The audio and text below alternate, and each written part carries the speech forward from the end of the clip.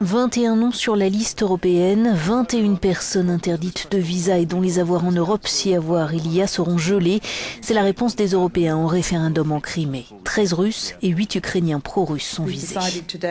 Nous avons décidé d'introduire des mesures additionnelles, des mesures restrictives contre 21 personnes responsables d'actions qui ont porté atteinte ou menacé l'intégrité, la souveraineté et l'indépendance de l'Ukraine. Mais si la liste européenne comporte des membres de la Douma et des représentants des forces armées, elle est moins impressionnante que la liste américaine qui vise des personnalités de premier plan. Il est possible d'ajouter d'autres mesures, précise le chef de la diplomatie britannique. Cette liste n'est pas gravée dans le marbre. Il sera possible d'ajouter d'autres noms à l'avenir en fonction de la réaction de la Russie.